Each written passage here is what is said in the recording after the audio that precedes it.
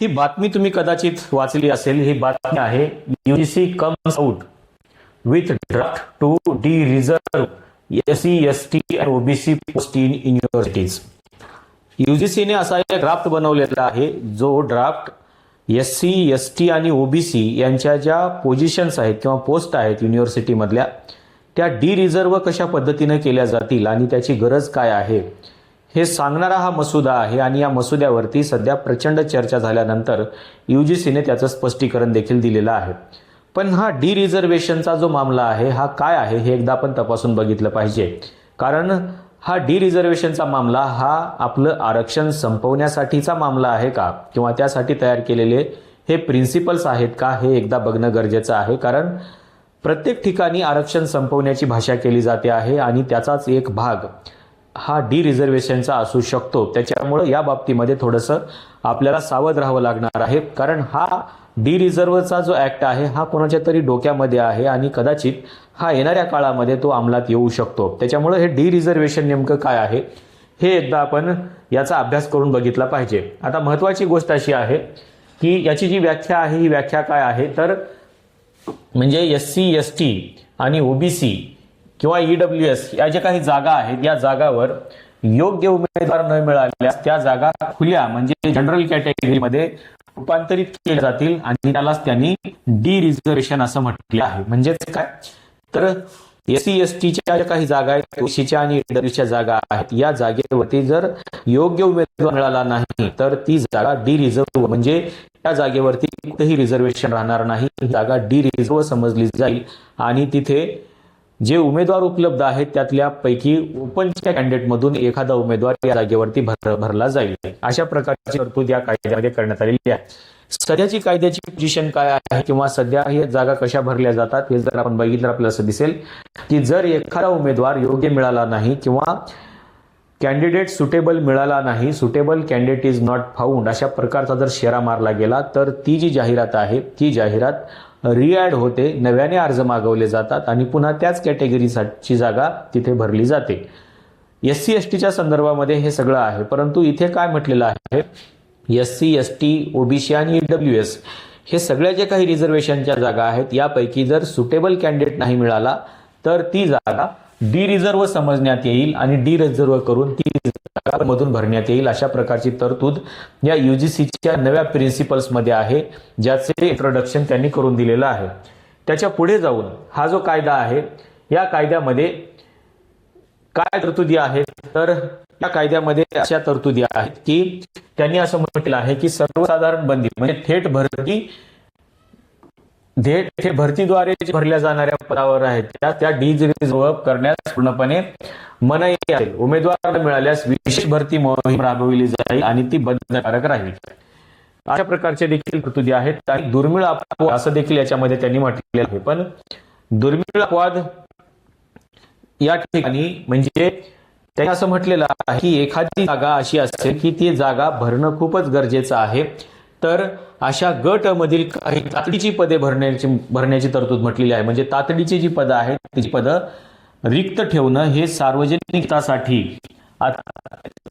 असं म्हटलेलं आहे। म्हणजे काय, तर ग्रुप ए मधल्या ज्या पोझिशन खूप गरजेचं आहे, पण ती जागा जर रिझर्वेशनला गेलेली असेल आणि रिझर्वेशन मध्ये जर समजा तो कॅन्डिडेट नाही मिळाला तर अशा प्रकारची जागा तातडीची आहे, आवश्यक आहे, ज्याच्याशिवाय यूजीसीचं किंवा युनिव्हर्सिटीचं कामच चालू शकत नाही। अशा प्रकारची जी अत्यावश्यक जागा आहे ती जागा डी रिझर्व करण्याचा विचार त्यांनी केलेला आहे। कारण अशी जागा रिक्त ठेवणं योग्य नाही असं यूजीसीचं म्हणणं आहे आणि त्याच्यामुळं हा डी रिझर्वेशनचा जो नियम आहे त्यांनी हा नियम तयार केलेला आहे। आता पदोन्नतीमधला जो डी आरक्षणाचा नियम आहे, जर पात्र उमेदवार जर उपलब्ध नसेल किंवा पदोन्नती कोट्यामध्ये जर पात्र उमेदवार किंवा राखीव जागेसाठी विचार क्षेत्रात असलेला जो उमेदवार आहे तो उमेदवार जर उपलब्ध झाला नसेल तर हा पर्याय वापरता येतो असं त्यांचं म्हणणं आहे। म्हणजे एखादी जागा पदोन्नतीची जर समजा पात्र उमेदवार म्हणजे कॅटेगरीसाठी गेलेली असेल पण तिथे जर पात्र उमेदवार मिळाला नसेल की विचार क्षेत्र योग्य म्हणजे त्या विचाराच्या क्षेत्रासाठी पात्र उमेदवार मिळाला नसेल तर हा पर्याय म्हणजे डी रिझर्वेशनचा पर्याय वापरला जाईल असं त्यांनी म्हटलेलं आहे। अशा प्रक्रियेसाठी मग मंजुरी कोणाची लागेल हा महत्वाचा मुद्दा आहे.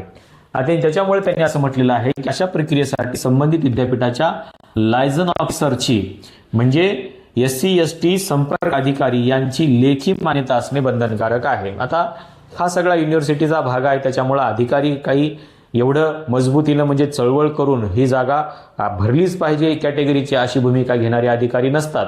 त्याच्यामुळे ते प्रशासनाचा भाग म्हणून आपल्याला काय करायचंय म्हणून ते सहजा मान्यता देऊन टाकतात. त्याच्यामुळे ही मान्यता मिळवणं अगदी सोपं आहे कुठल्याही युनिव्हर्सिटीला. त्याच्यामुळं युनिव्हर्सिटीला हे काही जास्त अशा मोठ्या प्रक्रियेचा भाग नाही आहे.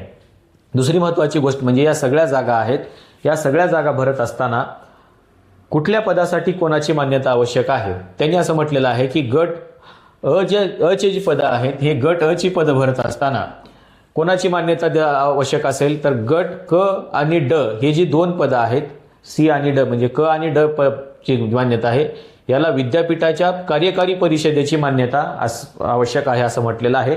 त्याच्या पुढे जाण्याची आवश्यकता नाही. म्हणजे विद्यापीठाच्या कार्यकारी परिषदेने एकदा मान्यता दिली की तो विषय तिथेच क्लोज होईल.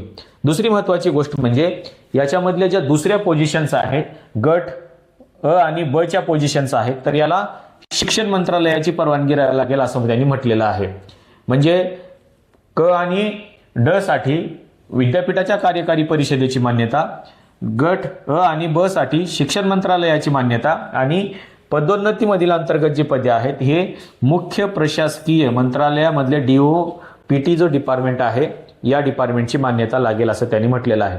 आता या सगळ्या प्रक्रियेमधून सगळ्यात एक महत्वाची गोष्ट म्हणजे याच्यामध्ये SC/STचं जे कमिशन आहे ना या कमिशनला त्यांनी बाजूला केलेलं आहे. त्यांनी असं म्हटलेलं आहे की याच्यामध्ये कुठेही SC/ST कमिशनची मान्यता घेण्याची आवश्यकता नाही. पहिल्या पदाला विद्यापीठाची कार्यकारी परिषद मान्यता देईल जे डी रिझर्व्ह करायचं आहे. दुसऱ्या डी रिझर्व्ह पदाला गट अ मधल्या ब मधल्या याला शिक्षण मंत्रालय देईल आणि पदोन्नतीमधलं जे काही आरक्षण आहे तिथे suitable candidate is not found असेल तर तिथे मुख्य प्रशासकीय मंत्रालय व DOPT त्याला मान्यता देईल एवढं त्यांनी म्हटलेलं आहे. याच्यामुळं अनुसूचित जाती जमातीचा आयोग आहे या आयोगाकडे जाण्याची आवश्यकता नाही असं या ड्राफ्टमध्ये म्हटलेलं आहे. त्याच्यामुळं हे किती भयानक आहे हे आपल्या लक्षामध्ये येईल.